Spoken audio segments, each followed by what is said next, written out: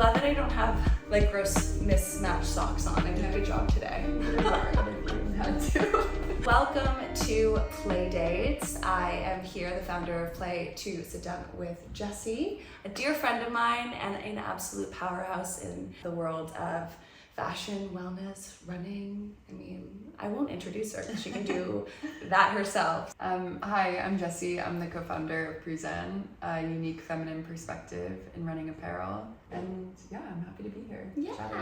You and I met, where did we meet? We met at Freeze. At Freeze, I was just thinking about that. Yeah. Happy anniversary. I know, happy anniversary. Maybe what, 2-3 years? Yeah. Oh my gosh, no, definitely 3 years ago, because you were one of the first people we connected with after Pruzan was even just a mood board suggestion. I feel like we met so early on. We did, through Georgie, I think. Through Georgie. Yeah. Shout out Georgie Hyatt. Well, there you go. We were in the art space when we met, and we then collided in the world of wellness and fitness and all the rest. So yeah, I guess for those that don't or aren't familiar with Pruzan, can you talk a little bit about how you started it, what inspiration you wanted to draw from? Yeah, for sure. So Pruzan's founding has a lot to do with my own personal history as a runner. I've been running since I was 14. During the pandemic, I made the move with my partner to London. I was spending a lot more time thinking about style and developing that personal interest. I didn't have to go to an office every day anymore. So what did I want to wear? Without the constraints of, business casual. I don't even know what business casual even is, I feel like. I have forgotten the point as well. But yeah, running is something I was doing. I really wanted to connect with other people through running. And I felt like when I went to go run, I was putting on clothing that suddenly I felt like I was transforming myself into a version of myself that didn't feel very me, that I didn't really connect with. Whether it was the fluorescent baggy tops that were ill-fitting or just things that didn't really seem to make me feel the most like myself. And that idea kind of stuck with me for a bit. When I went to buy new running clothes, not that you always need to buy new stuff, but when I was thinking about picking up, a pair of shorts or something, on the big brand side of things, you had Nike and Adidas, it felt like it was really hard to navigate what they were selling, where was the storytelling. And then on the independent side, you had these amazing brands, but they were super masculine, and I didn't really feel invited to participate in the community. And I also had concerns about fit and how's this going to function on me as a woman. And so that idea of kind of there be this running wardrobe was something that fueled me and my co-founder Lexi to create what we've created. So we're very good friends from university, and she's an athlete herself. She has an incredible dance background. She's a creative director, art director, and together we started to dream up what this world would be and try to create this wardrobe. And now Pruzan's been around for almost 3 years. So we've gotten to create this alongside an incredible community of runners and athletes, and it's really evolved into this brand that I think people connect with because they feel like themselves in it. We feel like Pruzan is this bold, feminine expression, but it's also fit to perform. It's, ready for the marathon, it's ready for the training, and it's a way for you to express yourself on race day and all the runs and the life in between. And in terms of, like you say, finding those styles and not those sort of loud colors, the designs that didn't suit you, where did you find or source that initial inspiration? The original collection that we came out with, there's two really strong colors in it of grenadine and citron. So grenadine is a bright poppy red, and citron's a subtle but quite interesting yellow shade. And those were really direct kind of nods to sports colors. Red is such a popular color in sports, this fluorescent neon yellow. That was a lot of running apparel. And we wanted to kind of create our own versions of these neons and of these colors that are, bold and intense and fiery and expressive, but they're maybe overbearing or overpowering anything else you're gonna wear. And I think we took a lot of inspiration both from sports itself, from looking at a lot of, vintage and archival sports collections, to then thinking about, who are artists and creators that we really, would aspire to be like. Or, for example, one that I forever go back to is Issei Miyake with Pleats Please. I am obsessed with color and, happily dressed in color. She's always matching her house. Every single time I come back, I'm like, oh my gosh, everything is curated. I don't know if this is subconscious at this point. That's so funny. Yeah, no, I feel like I've gone through this phase as a person. It's not that I won't wear all black, I will, but not as often. Color is a way to express myself, and so I love it. I love the world of Pleats Please that Issei Miyake built. It's such a play with color. Like, it's so fun, and it's... And texture. And yeah, completely. And it's practical, but it's expressive, and I think that really is like something that Lexi and I look to a lot. I think for our upcoming collection, there were a lot more kind of like, what are some really beautiful like combinations of things? Like, that's always been really interesting to us. So in the upcoming collection, there's this really beautiful like mauve, dark sand, kind of rock-like color. So definitely taking inspiration from nature as well.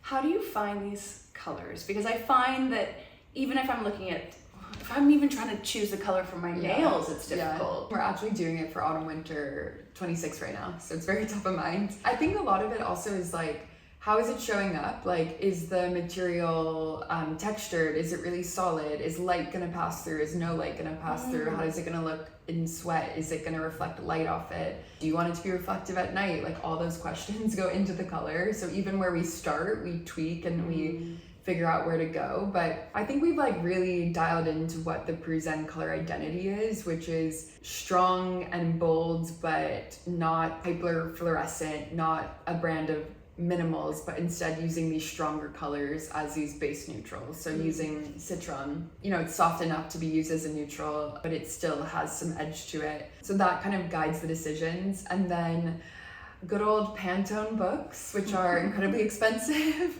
To go and look at these tiny swatches, just vetting and trying to think of how to express ourselves. I mean, you're like the comment about like nails and stuff. I actually love when I go to get my nails done. So I'm like, like what expresses my mood today, or what expresses my mood for the next 2 weeks? So being in London in a different space and building community around a brand that's in its infancy, how was that journey for you? Well, like running is super community oriented, which I think really benefits us in this amazing way. And I mean that just in like, it's natural. It's not like this forced endeavor to try and create community. You don't need tools, you don't need like a space, you can just pick up and go, right? Yeah, and we can be outside, and also I think people are all really craving companionship. Like, the loneliness of the long distance runner is such a common feeling. It's a really great way for people to connect over a hobby. Like, whenever we lead a run and I do my little like spiel in the beginning, I always say like, you know, you should talk to someone new. You can always talk about, what are you training for? What are you running? Like, it's an easy way to start friendships and conversations. And so I think through a lot of the events that we've done, we've had people consistently come back to them. So they've, you know, started to get to know each other. And we have this amazing WhatsApp community for Team Pruzan, which is where we can all connect about things from workouts and races to how we're styling the pieces we have, sharing articles and information about what's going on in the running world, etc. And so it's been really natural, I think, to be creating a brand around a sport and a hobby where people are looking to connect. So what's amazing is it's never been forced. It's never been something we've had to really fabricate situations for. It's been like a really natural complement to creating it. And it's been amazing to meet all these people. Yeah. So if you're in London, Pruzan, hit up the WhatsApp group. Yeah. Join a run. Join the WhatsApp group for sure. Yeah. it's a great place. I guess gearing more into you now, let's start with a current obsession that you have right now. I'm obsessed with kiwi fruit right now. Like, wow, what a treat. It's very good for sleep aid. Yeah. Fiber. It's a superfood, no? Sure, to me it is. Yeah. That's all that matters, as long as it's to you. When do you feel most like yourself? I feel most like myself when I get to express myself. I think that's why creating Pruzan has been, alongside with my co-founder Lexi, like why we both have gotten so much out of it, is being able to express ourselves. Like I think, you know, I mentioned her dance background and my running background, and Lexi's definitely gotten into running as well, which has been awesome. She's here in spirit. Yeah. You know, we've really been able to create something and express ourselves through the brand and find other people who can help express it even more, like India. But yeah, I feel like when I have that opportunity to express myself through what I'm wearing, through the color I put on my nails, through the flowers I'm putting in my home, whatever routines it is that I'm creating, I think I feel the most like myself. And I've realized also that being creative, thinking creatively, being able to apply that is something that makes me feel, you know, energized. It doesn't make me feel drained. And I'm definitely seeking out new ways to do it. Like, I really want to, you know, maybe like paint a bit or draw or like have some My friend Chelsea has this amazing phrase of like creative but not artistic, and I feel that, and now I'm trying to be like, let's just try a little bit of artistry for myself. But yeah, I definitely feel super myself when I'm feeling creative and expressive.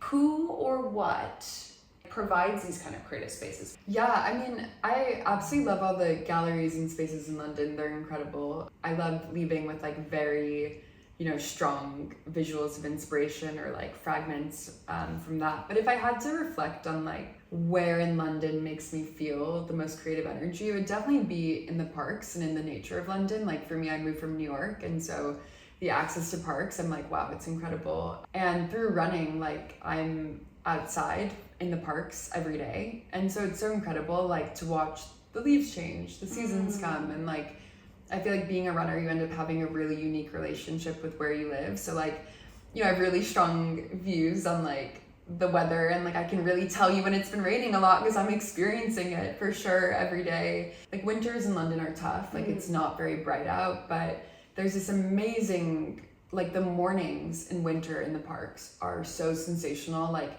the misty fog, there's kind of dew everywhere, like the light is like low, and it's kind of this like hazy vibe, and it's really special, and it feels really like magical, almost like spiritual, and I feel like it ends up being this really creative experience. And obviously with Pruzan, like we're creating apparel for you to run and to move your body in, and so I get to think a lot about like what are the spaces you're going into, like from the city to the parks, back into the city. What does it feel like? What are the like sensations that you're having? How does it feel to run when it's really windy and dark or whatever it is, and trying to be creative about the solutions we bring for those settings. And I guess off the back of that, what is something that you've learned to let go of to make more space as you evolve? Yeah, I have been trying to get more comfortable and starting to enjoy it with like being bad at something in the beginning, or like not knowing what to do or not knowing the answer. Like in being an entrepreneur, whenever I would not know what to do instinctually, I'd be like, oh, then that means I shouldn't be doing this. Yeah.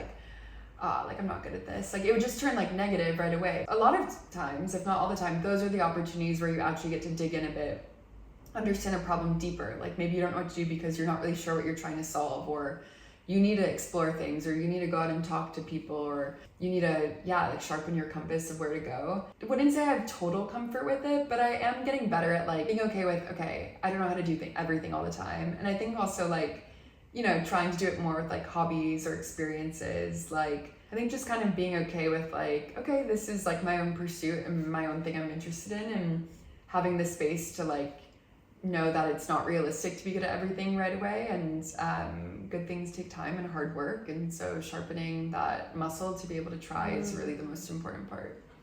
Loosening one's grip. Yeah. Right? Just Totally. like letting things flow. With that being said, in terms of these stages of evolution, you as your younger self, if you were to look back, what would she be proud of? I love this question. It makes me smile thinking about it. It's very funny because I've been running for a very long time, but like my younger self would be like so shocked and amazed that I have ran at least, How many?